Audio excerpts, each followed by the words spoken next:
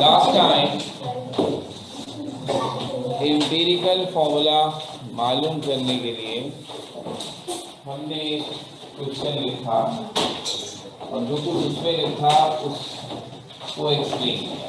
अब उसे सॉल्व करने का मैंने आपसे कहा कि हम जितने भी कंपाउंड्स का एम्पिरिकल फॉर्मूला निकालेंगे वो ऑलमोस्ट सारे के सारे इसी के गिर्द घूम रहे हैं, and that is what we call combustion analysis.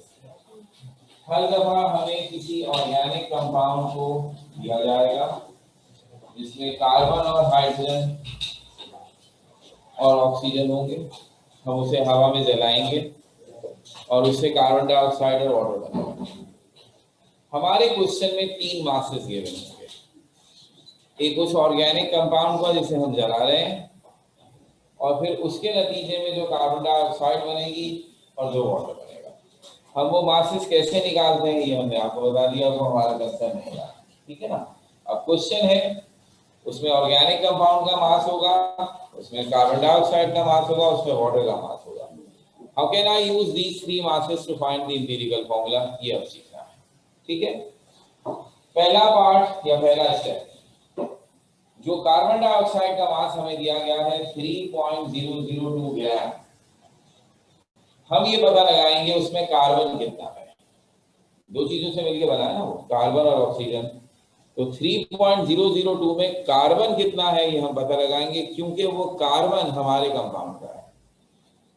Oxygen तो एयर से आ गई थी ना, कार्बन हमारा है। हमें पता लगे ना कि हमारे कंपाउंड में 3 एलिमेंट थे, कार्बन, हाइड्रोजन, ऑक्सीजन। कार्बन कितना था, हाइड्रोजन कितना था, ऑक्सीजन कितना, मास पता लगाएंगे तो हिसाब लगा सकेंगे ना कि वो किस रेशो से कंबाइन हुए। इसलिए the first step is always mass of carbon in carbon dioxide. कैसे पता चले कि कार्बन डाइऑक्साइड के मास में कार्बन कितना और ऑक्सीजन कितना? तो इसका पहला काम है, आप सबसे पहले निकालें gram molecular mass of carbon dioxide. काम अच्छी तरह में आता है, चैप्टर 2 में भी बहुत दफा किया है। कार्बन का एटॉमिक मास है 12 और ऑक्सीजन का एटॉमिक मास है 16। यहाँ 2 ऑक्सीजन है तो 16 + 16 32 और कार्बन का 12 जमा करें तो 44। कार्बन डाइऑक्साइड का मॉलिक्यूलर मास 44 है और उसमें कार्बन कितना है 12, ऑक्सीजन कितना है बाकी 32। तो मैं इस मॉलिक्यूलर मास को निकालकर ये बात बता सकता हूं कि कार्बन डाइऑक्साइड के मॉलिक्यूलर मास में कार्बन का हिस्सा कितना है। तो क्या मैं यूं लिख सकता हूं कि 44 gram carbon dioxide contains 12 gram carbon. तो ये बात मुझे कैसे चली, इस मॉलिक्यूलर मास में। जब आप ये मॉलिक्यूलर मास निकालते हैं CO2 के फॉर्मूले का, तो कार्बन 12 होता है, ऑक्सीजन O2 32 होता है, टोटल आता है 44। तो इस 44 में 12 पार्ट्स कार्बन के। अब यहां से हम एक यूनिटरी मेथड लगाते हैं। छोटी क्लासेस के मैथ्स में ये काम किया था, सवाल होते थे आपसे कि अगर जमीन में 15 पेंसिलें 70 रुपए की खरीदी है तो 25 कितने की खरीदेगा, सवाल होते थे ना। उसका तरीका ये होता था कि आप सबसे पहले ये मालूम करते थे कि 1 कितने के आएंगे। तो अगर 44 में 12 कार्बन है तो मैं मालूम करूंगा 1 ग्राम कार्बन डाइऑक्साइड में कितने कार्बन है। तो इसका तरीका सिंपली है, 44 जो यहाँ इधर जाएगा तो डिवाइड हो जाएगा, 12 डिवाइडेड बाय 44। अब मेरे पास कार्बन डाइऑक्साइड का मास कितना है 3.002। तो अब 3.002 ग्राम कार्बन डाइऑक्साइड में कितना कार्बन है। अब ये जो 12/44 है ये 1 के लिए है, तो इसे हम 3.002 से मल्टीप्लाई करें। ये यूनिटरी मेथड होता है कि हम अगर आपको कह रहे हैं 44 में 12 है तो आप पहले मालूम करेंगे 1 में कितना है, तो ये 44 यहाँ जाके डिवाइड हो जाएगा और फिर आपका जो भी गिवन मास है उससे आप 12/44 को मल्टीप्लाई करेंगे। अब सबसे अहम बात है, और वो सबसे अहम बात ये है कि वैसे तो आम न्यूमेरिकल्स में हम ही आपसे कहते थे कि जब आप आंसर निकालें तो डेसिमल के बाद 2 नॉन जीरो डिजिट्स लेने हैं, बस इन क्वेश्चंस में, सिर्फ इन क्वेश्चंस में, बाकी किसी क्वेश्चन में नहीं, सिर्फ इस एम्पिरिकल फॉर्मूले के सवाल में हम आपसे इंसिस्ट कर रहे हैं कि आप डेसिमल के बाद 3 प्लेसेस तक आंसर कोट करेंगे और चौथे प्लेस पर जो भी चीज होगी उसे प्रॉपर तरीके से राउंड ऑफ करेंगे। सो इफ यू हैव 0.818, चौथे प्लेस पे क्या है? 7। तो अगर चौथे प्लेस पे 5 से बड़ा डिजिट होता है तो उससे पहले एक नंबर ऐड हो जाता है, तो ये बन जाएगा 0.819। तो बस इसका ख्याल रखना है, वरना हमारे आंसर में थोड़ी बहुत परेशानी हो जाएगी। ये सब बच्चे खुद निकाल कर देखें कि आपका आंसर एक्यूरेटली आ रहा होगा 0.8187। चूंकि मुझे डेसिमल के बाद 3 डिजिट चाहिए तो मैंने वो 4th डिजिट को राउंड ऑफ करके इसे बना दिया 0.819। ये हो गई बात। जब आपको ये पता चल गया कि कार्बन डाइऑक्साइड में कितना कार्बन है, तो अब इसी स्टेप में आप ये भी बताएंगे कि वो जो वाटर बना है उसमें कितना हाइड्रोजन है। अगेन वाटर में जो हाइड्रोजन है वो मेरे कंपाउंड से आया है और उसका ऑक्सीजन एयर से आया है, तो एयर वाले से मुझे कोई टेंशन नहीं, मुझे तो अपनी चीजों का हिसाब बनाना है।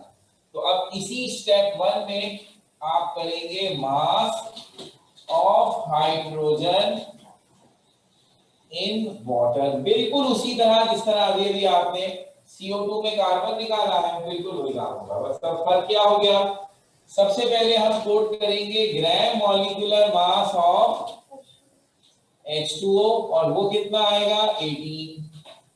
इस तरह हाइड्रोजन का एटॉमिक मास 1 है, यहाँ 2 हाइड्रोजन है तो वो 2 हो गए, और ऑक्सीजन का 16 प्लस 2 18। इस 18 में हाइड्रोजन का कंट्रीब्यूशन कितना है 2, ऑक्सीजन का कितना है 16। तो क्या मैं यहाँ लिख सकता हूँ 18 gram water contains 2 gram hydrogen, ठीक है। और अब ऊपर वाला ही यूनिटरी मेथड लगाऊं तो 1 gram water contains 2 divided by 18 gram hydrogen, ये 18 वहां जाके डिवाइड हो गया, और हमें दिया गया था वाटर का मास 1.670, ये 2/18 से मल्टीप्लाई हो जाएगा। बिल्कुल ऊपर वाले तरीके से हमने सब कुछ किया है, एक ही चीज 2 दफा हुई है। अब आइंदा पहले उधर की वाली रखवाएंगे इसका, तो क्या जवाब आएगा, फिर वही हिसाब रखिएगा 0.1855 के बाद क्या है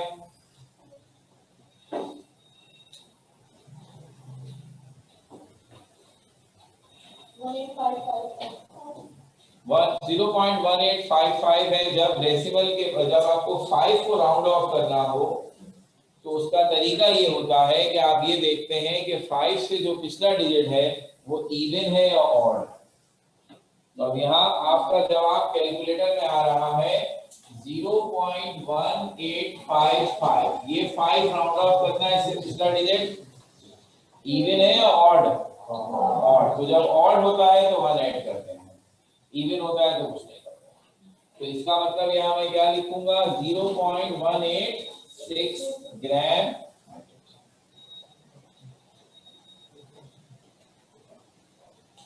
तीन डेसिमल प्लेसेस तक हम जवाब दे रहे हैं और प्रॉपर तरीके से राउंड ऑफ कर रहे हैं। ये पहला स्टेप हो गया, जो भी मेहनत समझदारी का काम करना था वो इसी स्टेप में करना था। अब ये स्टेप बड़ी स्ट्रेट फॉरवर्ड, ये काम हो गया। आपको पता चल गया कि मेरे ऑर्गेनिक कंपाउंड में 0.89 कार्बन है, 0.186 हाइड्रोजन। तीसरा कौन एलिमेंट था, वो कैसे पता चलेगा? आपका टोटल कंपाउंड था 1.367, ठीक है, उसमें कार्बन कितना है पता चल गया, उसमें हाइड्रोजन कितना है पता चल गया, तो अब जो बचा वो कौन होगा, हमें उसकी भी कोई टेंशन नहीं है, क्योंकि हमारा सेकेंड स्टेप है कि आप इन एलिमेंट्स की परसेंटेज निकालिए कि ऑर्गेनिक कंपाउंड में कार्बन कितने परसेंट था, हाइड्रोजन कितने परसेंट था, ऑक्सीजन कितने परसेंट था। तो हम सबको पता है कि अगर मैं कार्बन और हाइड्रोजन के मास से उनकी परसेंटेज निकाल लूं तो टोटल परसेंटेज होती है 100। जब मुझे कार्बन की परसेंटेज पता चल जाएगी, हाइड्रोजन की परसेंटेज पता चल जाएगी, तो मैं ये दोनों परसेंटेजेस 100 में से माइनस करूंगा तो जो बचेगी वो ऑक्सीजन की परसेंटेज होगी। तो खामखाई में पहले ऑक्सीजन का मास निकालने की क्या जरूरत है, इकट्ठी परसेंटेज निकाल लेंगे तो हमारा काम थोड़ा सा छोटा हो जाएगा। तो स्टेप 2, परसेंटेज ऑफ एलिमेंट, और परसेंटेज वैसे ही निकालेंगे जैसे परसेंटेज निकालते हैं।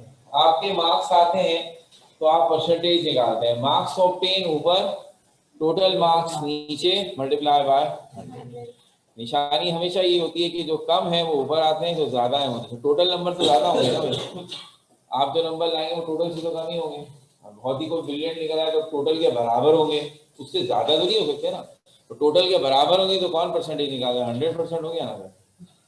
तो यहाँ जहन में रखिएगा, जिस एलिमेंट की परसेंटेज निकाल रहे हैं उसका मास न्यूमरेटर में, कंपाउंड का मास डिनोमिनेटर में, और मल्टीप्लाई बाय 100। तो परसेंटेज ऑफ एलिमेंट का फॉर्मूला हो गया mass of element divided by mass of compound multiplied by 100। तो अब मैं सबसे पहले निकालता हूं परसेंटेज ऑफ कार्बन। तो कार्बन का मास यहां आपने खुद निकाला 0.819। ऑर्गेनिक कंपाउंड का मास क्वेश्चन में गिवन है सबसे शुरू में 1.367। उसी ऑर्गेनिक कंपाउंड में परसेंटेज निकालिए ना। परसेंटेज ऑफ हाइड्रोजन के लिए हाइड्रोजन का मास 0.186 divided by 1.367 divided by 100। Again ये जो परसेंटेज आपकी निकलेगी इसमें आपने क्या ख्याल रखना है, should be up till 3 decimal places. तो कार्बन की परसेंटेज भी निकालिए, हाइड्रोजन की परसेंटेज भी निकालिए, और जो भी डिजिट्स आएंगे प्रॉपर तरीके से 3 डेसिमल प्लेसेस पर।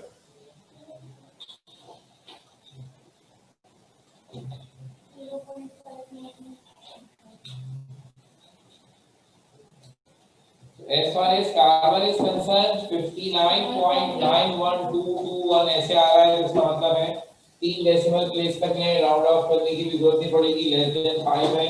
59.912 912 के बाद नेक्स्ट डिजिट भी 2 है, 2 5 से छोटा है, इसलिए से इग्नोर कर दिया बस।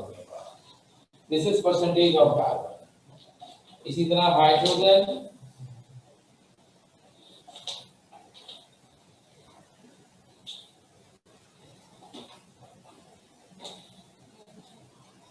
ये आता है 13.606।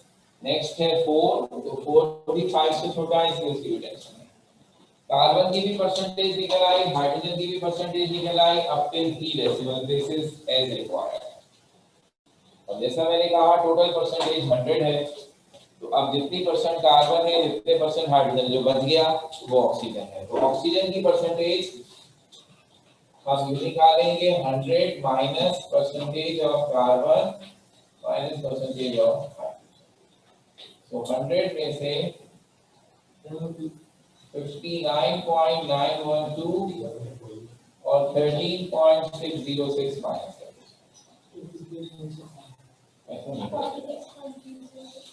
क्या कर रहे हैं सर? आप लेस होना चाहिए परसेंटेज ऑफ कार्बन प्लस। अच्छा सर 2% होएगी तो ये रेडिकल वाला उसको काबिले माफी जोड़ रहे हैं, इंजीनियरिंग वाले को तो फांसी लटका रहे हैं। ये माइनस कॉमन ले ले बेटा, वही जाएगी तो इधर दुकान पकड़ो, इधर दुकान पकड़ो।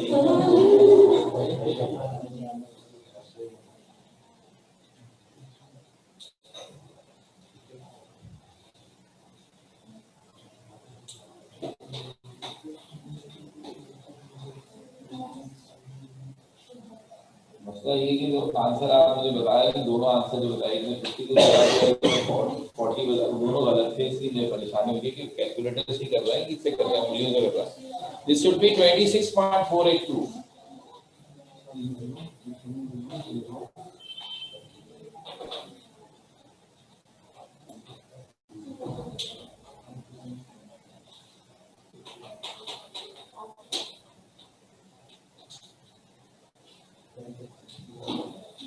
दो स्टेप्स हो गए। आपको ये पता चल गया कि जिस कंपाउंड को मैंने हवा में जलाया उसमें 3 एलिमेंट थे और तीनों की परसेंटेज इस वक्त मेरे सामने। ये चूंकि हम कॉन्सेप्ट के साथ करने के चक्कर में हैं कि हम आपको एक्सपेरिमेंट भी बताएं और फिर तो पूरा फुल फ्लैश क्वेश्चन कर रहे हैं, लेकिन जाहिर सी बात है इम्तिहान इतने 30 साल हुए ना, तो अब वो लोग पूछते हैं तो छोटे और बड़े करके सवाल पूछते हैं। तो बहुत दफा ऐसा भी हुआ है कि आपका सवाल यहाँ से शुरू होता है, यानी क्वेश्चन में वो इस चक्कर में नहीं पड़ते हैं परसेंटेज। जब हम भी 2-4 सवाल कर लेंगे समझ तो आ ही जाएगी कैसे निकाला। तो बहुत दफा क्वेश्चन ऐसे भी आए हैं कि वो डायरेक्ट कहते हैं कंपाउंड है, उसमें ये 3 एलिमेंट है और ये उनकी परसेंटेज है, अब फॉर्मूला। तो इसका मतलब है पहले 2 स्टेप उन्होंने कर दिया आपके लिए, तो आप बेसिकली यहाँ से शुरू छोटा हो जाएगा, थोड़ा अच्छी बात हो जाएगी। तो अब अगर मेरे पास परसेंटेज आ गई तो अब मुझे क्या करना है, मेरा तीसरा स्टेप होता है मोल रेशियो निकालना। क्या तरीका होता था मोल निकालने का?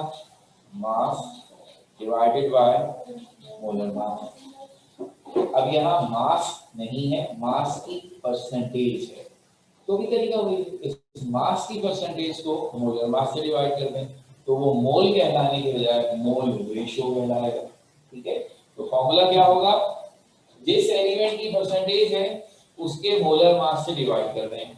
एलिमेंट का मोलर मास उसका एटॉमिक मास होता है, तो कार्बन का कितना 12, हाइड्रोजन का कितना 1, ऑक्सीजन का कितना 16।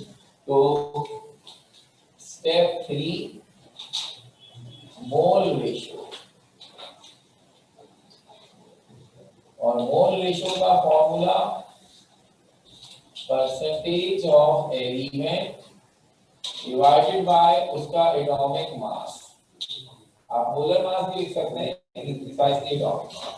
तो अब carbon 59.912 divided by 12, hydrogen 13.606 divided by 1, इसका तो आंसर हम बगैर कैलकुलेटर के ले सकते हैं, और ऑक्सीजन 26.482 डिवाइडेड बाय 60। अगेन जवाब डेसिमल के 3 प्लेसेस तक होने चाहिए।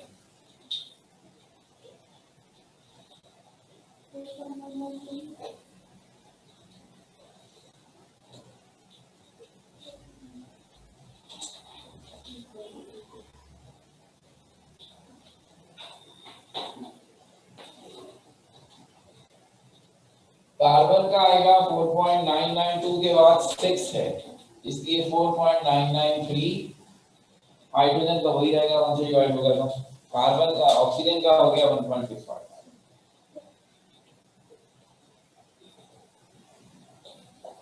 इंपीरिकल फॉर्मूला हमें बताता है कि जो एलिमेंट फॉर्मूले में मौजूद हैं उनके एटम्स के दरमियान सिंपल रेशियो। इस वक्त जो रेशियो आपके सामने आया हुआ है वो किसी भी तरह से सिंपल नहीं है। सिंपल का मतलब होगा उसके होल नंबर होंगे, फिर डेसिमल में कॉम्प्लिकेटेड नंबर होंगे। तो अब मेरे सिर्फ ये काम करना है कि रेशियो तो मेरे पास आ गया है, इसे सिंपल बना देते हैं, होल नंबर में कन्वर्ट कर देते हैं। उसका क्या तरीका होता है, आपके पास इस वक्त 3 मोल रेशियो है, इनमें सबसे छोटा कौन सा है 1.655। तो जो सबसे लीस्ट वैल्यू है उससे तीनों को डिवाइड करें।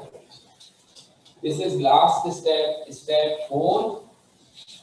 ये कहलाता है सिंपल रेशियो, और सिंपल रेशियो के लिए क्या तरीका है, divide all mole ratios with the least one। तो अब मेरे पास ऑक्सीजन वाला लीस्ट है 4.993, 1.665 से डिवाइड होगा। हाइड्रोजन 13.606 भी 1.665 से डिवाइड होगा। और 1.665 अपने आप से ही डिवाइड होगा। तो जब ये अपने आप से जो डिवाइड होगा उसको तो मैं डायरेक्ट लिख दूं 1, तो कैलकुलेटर की जरूरत नहीं। बाकी दोनों को कैलकुलेट करते हैं। 4.993 divided by 1.665. The answer is 2.9987. 7 को राउंड ऑफ करेंगे तो ये बन जाएगा 2.999 और हाइड्रोजन 13.606। रेशियो 1.675 ऑक्सीजन का। ओके, मैंने यहाँ जज्बात में गलत लिखा। ओके ओके, अब सही हो गया और फिर इसका भी जवाब सही करना पड़ेगा।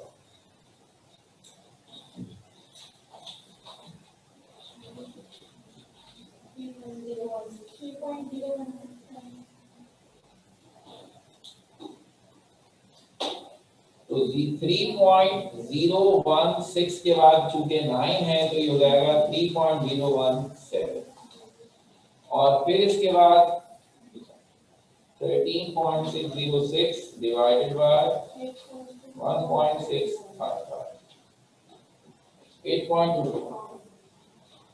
जब आप सिंपल रेशियो के स्टेप पर पहुंचते हैं, आंसर बेशक आपने 3 डेसिमल प्लेसेस तक नहीं निकालने हैं, इस स्टेप में जो जवाब हमारे पास आते हैं हम उन्हें नियरेस्ट होल नंबर में राउंड ऑफ कर देते हैं।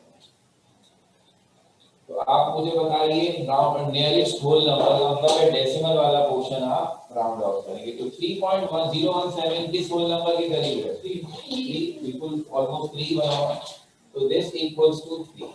And what about 8.221? It is 8 और वो तो फिर कई 1। तो अब एम्पिरिकल फॉर्मूला आ गया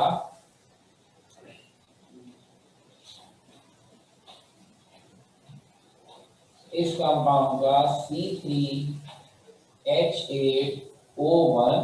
1 लिखने की जरूरत नहीं होगी, तो C3H8O। कार्बन का रेशियो 3, हाइड्रोजन का रेशियो 8, ऑक्सीजन का रेशियो 1।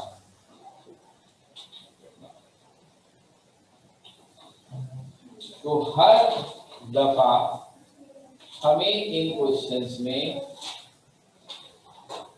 एक ऑर्गेनिक कंपाउंड का मास दिया जाएगा जिसे हवा में जलाया गया, उससे कार्बन डाइऑक्साइड और पानी बनेगा और उनके भी मास। जैसे मैंने कहा 3 मास ऑर्गेनिक कंपाउंड का, कार्बन डाइऑक्साइड का होगा। आप देख लीजिए उन तीनों को यूज किया हमने और इन 4 स्टेप्स में एम्पिरिकल फॉर्मूले तक पहुंच गए। That was the first question from the book. ऐसा भी होता है और होगा, हम जब प्रैक्टिस करेंगे एक्सरसाइज को करेंगे ये बात कि छोटा इसका सवाल ऐसे भी आता है कि परसेंटेज गिवन हो तो फिर दूसरे लिए तो स्टेप करने होते हैं, तो बहुत ही आसान काम हो जाता है, ठीक है ना। तो वो हर तरह का सवाल पूछा है उन्होंने, परसेंटेज देकर भी एम्पिरिकल फॉर्मूला पूछा और शुरू से भी पूछा। तो अब इन सवालों में आसान और मुश्किल का हिसाब नहीं होता, सवाल में सिर्फ एक ही हिसाब होता है कि आप अगर प्रैक्टिस करेंगे खुद से करेंगे तो ये आ जाएगा। अगर हम एक दफा देखेंगे, कॉपी करेंगे और फिर भूल जाएंगे, फिर उसको देखेंगे नहीं तो फिर तो करोगे। हर न्यूमेरिकल का एक ही उसूल है, आप मुझसे 10 सवाल करवा दें मैं 10 करूंगा, लेकिन उसके बाद 11वां आपको करना होगा। अगर आप अपने हिस्से का एक सवाल भी नहीं करेंगे तो फिर मैं चाहे तारे तोड़ के ले आऊँ वो सवाल आपको नहीं आ सकता, ये हुई। तो इसमें सबसे इंपॉर्टेंट चीज है खुद से करें। जब आप खुद से करेंगे तो सवाल उठेंगे ना, पता नहीं सर ने ये स्टेप में क्या कर दिया था, अभी तो आप कॉपी कर रहे हैं, आपको क्या पता आपने क्या किया। तो अब जो क्वेश्चन हमने आपके सामने किया है फिर तो उसी क्वेश्चन को हम फिर करेंगे वैल्यू चीज, कोई नई लैंग्वेज कोई नया वर्ड नहीं आएगा, सिर्फ वैल्यू चेंज होगी। इसका मतलब है आप बिल्कुल इस तरह करते चले जाएंगे नई वैल्यूज के साथ, you will have a new answer. तो इस तरह होगी प्रैक्टिस। आप इस क्वेश्चन को सामने रखें और इसे देख देख के करेंगे, लेकिन करेंगे खुद, यानी आप अपने इस क्वेश्चन को देख सकते हैं, बड़ा वाली कॉपी को नहीं देख सकते। तो अगर ऐसे कर लेंगे बहुत मजा आ जाएगा। ठीक है, मैं क्वेश्चन लिख रहा हूं।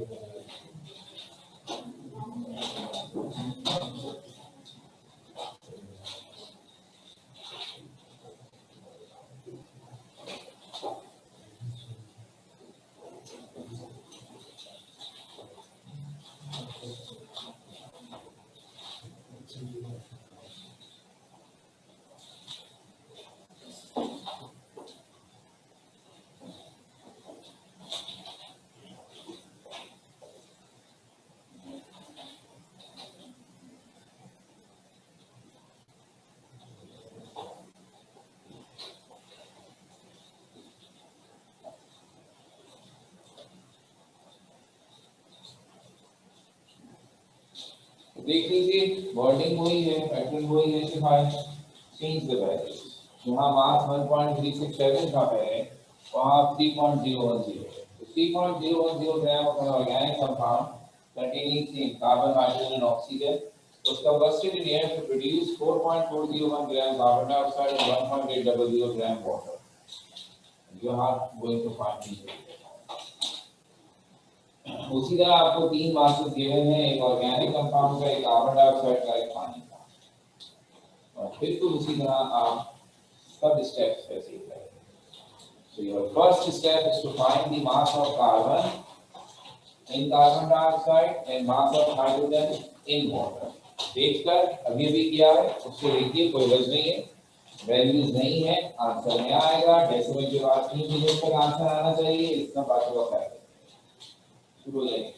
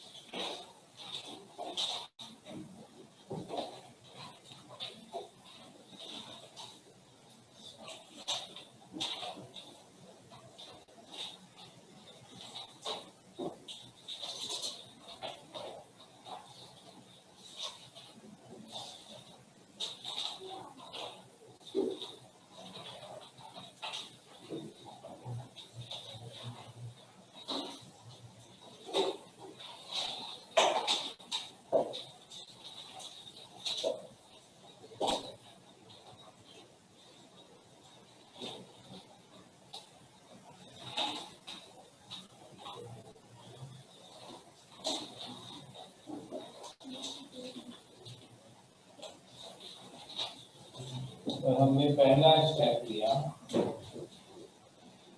Carbon in carbon dioxide 1.200, hydrogen in water 0.20। इसी को कंटिन्यू करेंगे तो कुछ यहाँ बुक में क्या है, सेम ही है, बस वैल्यू चेंज रहेंगे, आंसर चेंज रहेंगे। तो ये अब हमें बताएंगे आप नेक्स्ट क्लास में क्या जवाब आएगा।